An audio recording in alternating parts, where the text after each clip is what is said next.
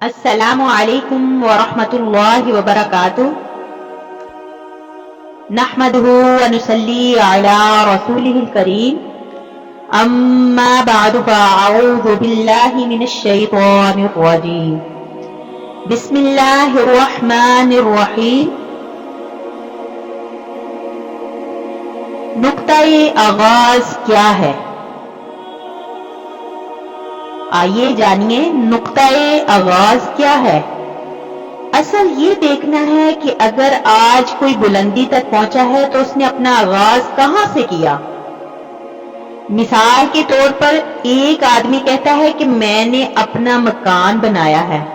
دیکھا جائے تو یہ کوئی بڑی بات نہیں ہے، گھر تو سبھی لوگ بناتے ہیں، لیکن اہم بات یہ ہے کہ اس کے خاندان میں پہلے کسی نے اپنا گھر نہیں بنایا تو یہ اس کے لیے بہت بڑی بات ہوگی۔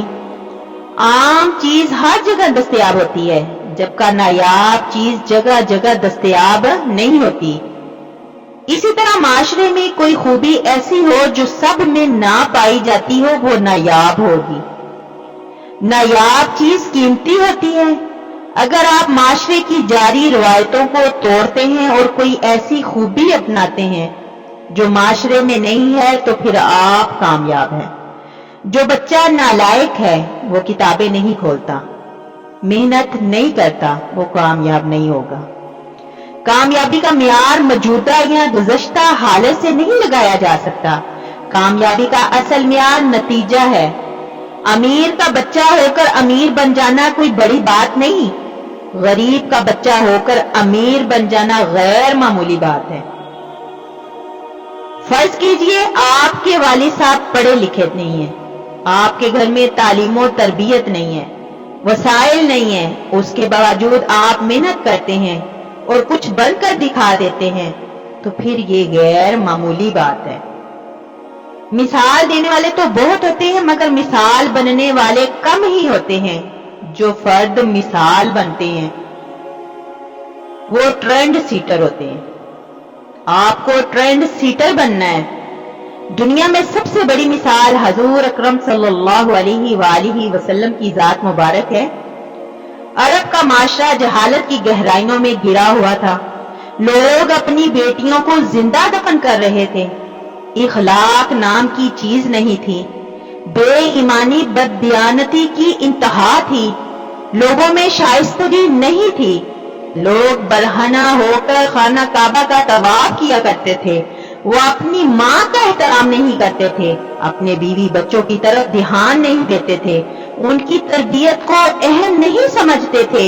اس وقت جہالت اتنی زیادہ تھی کہ اگر اس وقت کی جہالت کو مثال کے طور پر بھی سمجھنا چاہیں تو سمجھ نہیں سکتے کہ کہاں بیٹی پیدا ہونا اور اسے زندہ درگور کر دینا، اور کہاں حضور اکرم صلی اللہ علیہ وآلہ وسلم کی ذات مبارکہ کہ جنہوں نے مثال قائم کی، انہوں نے ہر چیز کو بدل کر رکھ دیا، یہاں تک کہ آپ صلی اللہ علیہ وآلہ وسلم نے فرمایا اگر تمہارے گھر میں بیٹی پیدا ہوئی ہے تو یہ خدا کی رحمت ہے۔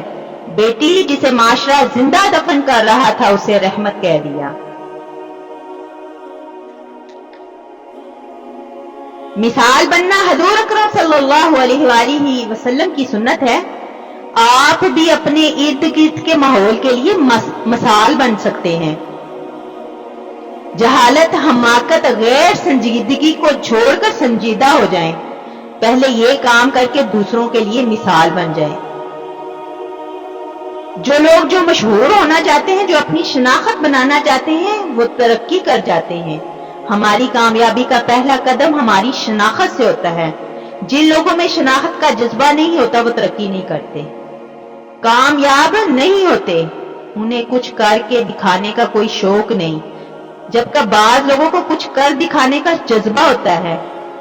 یہ وہ لوگ ہوتے ہیں جن کے اندر شناخت کا جذبہ پایا جاتا ہے۔ رسول اکرم صلی اللہ علیہ وآلہ وسلم کی ایک سنت مداومت عمل ہے۔ اب یہ مداومت عمل کیا ہے؟ مداومت عمل کا مطلب ہے جو خوبی ایک بار اپنا لی اسے ساری زندگی اپنے اندر رکھنا۔ उसे कभी ना छोड़ना। जैसे आप सल्लल्लाहु अलैहि वाली वसल्लम का इखलाक सबके साथ सारी जिंदगी अच्छा रहा। आप सल्लल्लाहु अलैहि वाली वसल्लम ने कभी इखलाक को नहीं छोड़ा।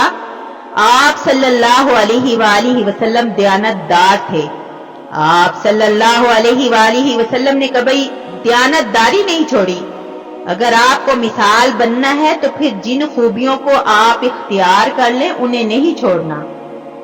ये ना हो कि आज इखलाक अच्छा है कल को बुरा हो गया। कमाल तो ये है कि कोई शख्स आपके साथ बुरा है तब भी आपका इखलाक अच्छा हो। ये मदावमते अमल की शान है।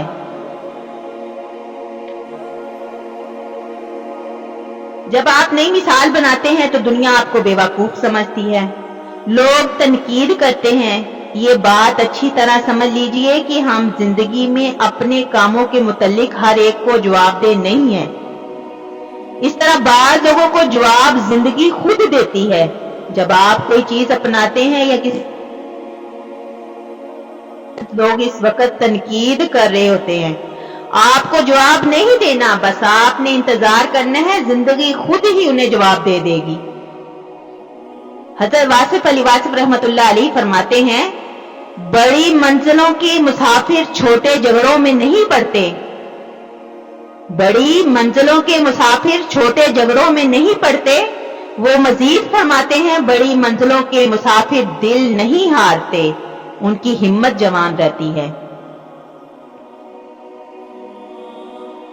हमारी सबसे बड़ी नाकामी की वजह यह है कि हम कुरान नहीं पढ़ते और ना सीरत नबवी सल्लल्लाहु अलैहि वसल्लम का मुतालिया करते हैं।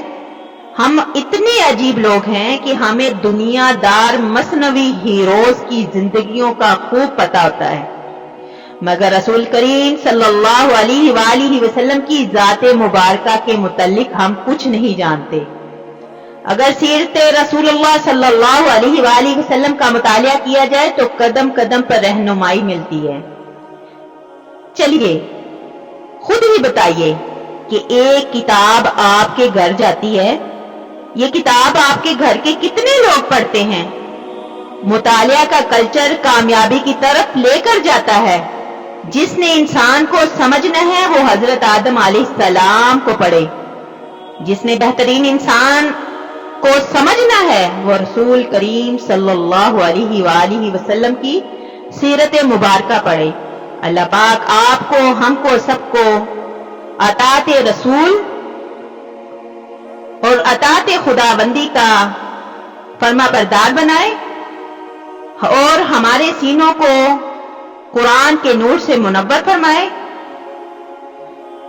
और हमें कुरान सीखने सिखाने वाला बनाए। हमारा खात्मा ईमान बिल खैर फरमाए। व आखिरु दावाना अनिल हम्दुलिल्लाहि रब्बिल आलमीन।